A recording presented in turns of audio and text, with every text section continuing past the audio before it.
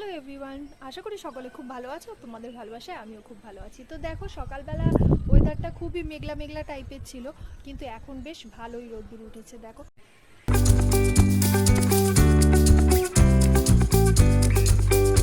আমি রোজ ছাদে এই গাছটাকে দেখার জন্য উঠি। সেই দেশ থেকে বীজ নিয়ে এসেছিলাম, কুমড়ো দানা, আর ওটাকে লাগিয়েছি। গাছটা বেশ কদিনে বেশ ভালোই বড় হয়েছে। একটু টেনে টেনে দিই যাতে লম্বা হয়ে বেয়ে যেতে পারে। আর এখন বৃষ্টি হচ্ছে বলে না, গাছটা বেশ ভালোই হচ্ছে।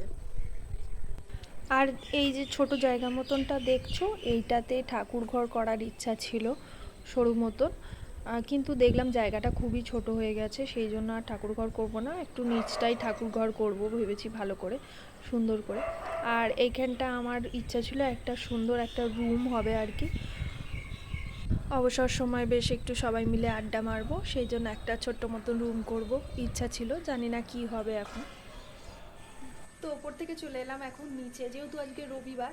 বড়মশাই বাজারে গেছিলো আর অনেক কিছু বাজার করেও নিয়ে এসছে, সেগুলো সব রান্না হবে, দেখাবো তোমাদের। তার আগে তোমাদের এই রুমটা একটু দেখিয়ে দিই। তো দেখো, এই রুমটা মেয়ের জন্য করেছি। একটু বড় জানলা রেখেছি, এখনও জানলা টানলা কিছুই লাগানো হয়নি। আর এই দেখো বাইরের পরিবেশটা এত সুন্দর, সেই জন্য আমি একটু বড় জানলা রেখেছি। আর এখানটা একটুখানি ঢালাই করে দিয়েছি, এখানে বসে আর কি বাইরের লোকজন দেখতে পারবো, বাইরের পরিবেশ দেখতে পারবো। এখানে গাছপালা, পশু পাখি, একদম খুব সুন্দর সকালবেলাটা লাগে দেখতে। আর দেখো, কিছুই করা হয়নি রুমটা। জানলা এখানে একটা রেখেছি,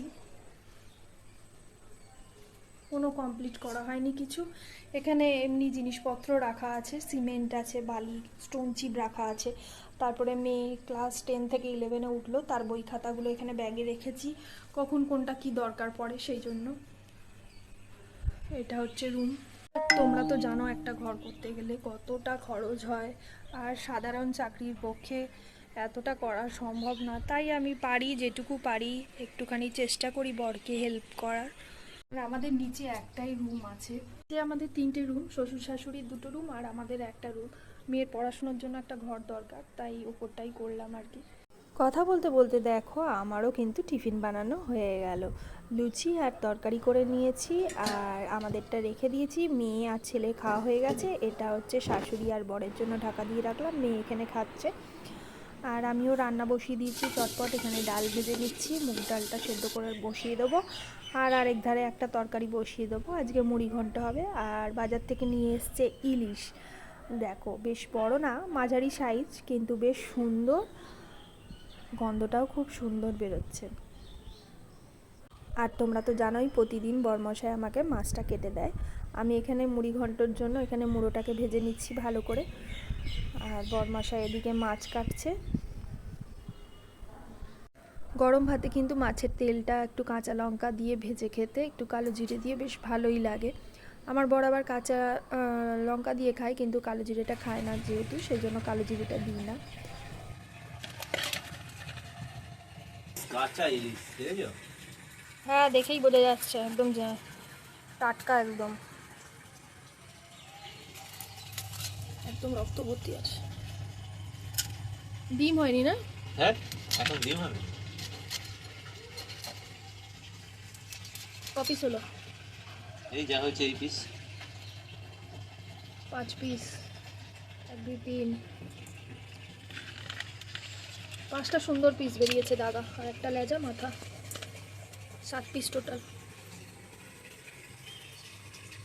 আর রোববার দিন তো মাংস আসেই, আর মাংস এলেই না আমি এরকম জল দিয়ে আর বেশি পরিমাণে নুন দিয়ে একটুখানি ডুবিয়ে রাখি, এতে মাংসতে যে রক্ত থাকে সেগুলোও বেরিয়ে যায়, আর মাংসটা বেশ সফটও হয়ে যায়। আর এখানে একটা পেস্ট তৈরি করে নিয়েছি, সর্ষে, লঙ্কা গুঁড়ো, হলুদ আর নুন দিয়ে।